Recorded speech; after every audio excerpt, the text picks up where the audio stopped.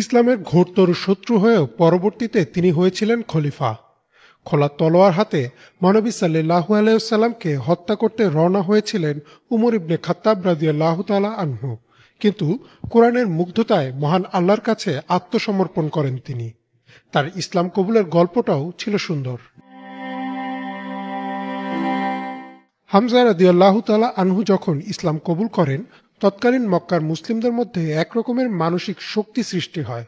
সে সময় রাসূল সাল্লাল্লাহু আলাইহি ওয়াসাল্লাম আল্লাহর কাছে দোয়া করেন, আবু জাহেল অথবা উমর ইবনে খাত্তাব, যাকে আল্লাহর পছন্দ তাকেই যেন হিদায়াত নসিব করেন। কোনো কোনো বর্ণনা থেকে পাওয়া যায় এই দোয়ার 3 দিন পরেই উমর রাদিয়াল্লাহু তাআলা আনহু ইসলাম কবুল করেন।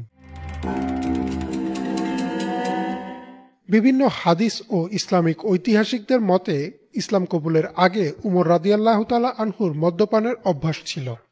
কোনো এক রাতে তিনি বের হয়েছিলেন মদের সন্ধানে, কিন্তু কোথাও কিছু না পেয়ে তিনি ভাবলেন কাবার আশপাশে কিছুক্ষণ হাঁটাহাঁটি করে পান করার ইচ্ছাটা দমাবেন। কাবার সামনে গিয়ে তিনি দেখলেন মহানবী সাল্লাল্লাহু আলাইহি ওয়াসাল্লাম সেখানে আছেন।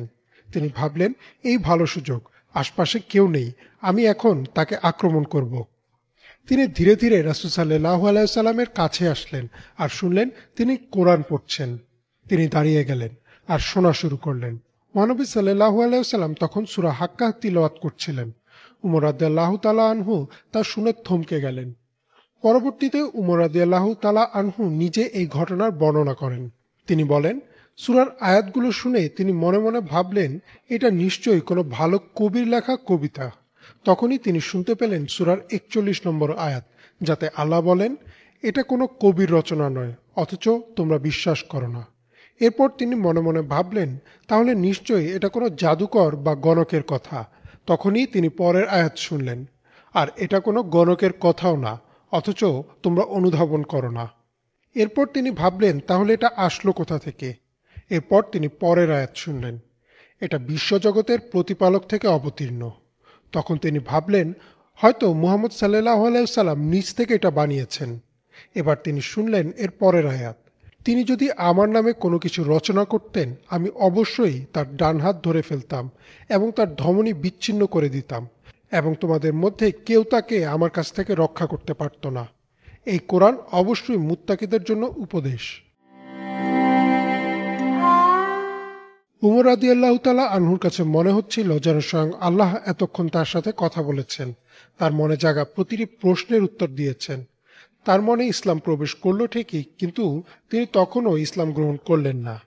এর বেশ কিছুদিন পর আবু জাহেল ঘোষণা দিল, যে মুহাম্মদ সাল্লাল্লাহু আলাইহি ওয়াসাল্লামকে হত্যা করতে পারবে তাকে সে 100 উট ও রূপা পুরস্কার দিবে। এটা শুনে উমর রাদিয়াল্লাহু তাআলা আনহুর মনে লোভ জাগে। তিনি খোলা তলোয়ার হাতে নিয়ে রওনা হলেন মহানবী সাল্লাল্লাহু আলাইহি ওয়াসাল্লামকে হত্যা করতে। পথে তার সাথে দেখা হলো নুয়াইম ইবনে আব্দুল্লাহর সাথে। তিনি রাসূল সাল্লাল্লাহু আলাইহি ওয়াসাল্লামকে রক্ষা করার জন্য উমর রাদিয়াল্লাহু তাআলা আনহুকে বললেন, মুহাম্মদ সাল্লাল্লাহু আলাইহি ওয়াসাল্লামকে হত্যা করার আগে তুমি নিজের বাসার খবর নাও, তোমার বোন আর বোনের স্বামীও তো ইসলাম কবুল করেছেন। এই কথা শুনে উমর রাদিয়াল্লাহু তাআলা আনহু রেগে গেলেন আর তার বোনের বাসার দিকে রওনা হলেন। বোনের বাসায় এসে দরজার বাইরে থেকে শুনলেন তার বোন আর বোনের স্বামী কোরআন পড়ছিলেন। তিনি প্রচণ্ড রাগে বাসার ভেতরে ঢুকলেন। তখন তাদের সাথে উমর রাদিয়াল্লাহু তাআলা আনহুর কিছুটা ধস্তাধস্তি হলো। এতে তার বোন মাথায় আঘাত পান আর রক্ত বের হতে থাকে। বোনের মাথায় রক্ত দেখে তার মন কিছুটা শান্ত হয়। তিনি তার বোনকে বললেন, তোমরা কি পড়ছিলে দেখাও আমাকে, আমি দেখতে চাই।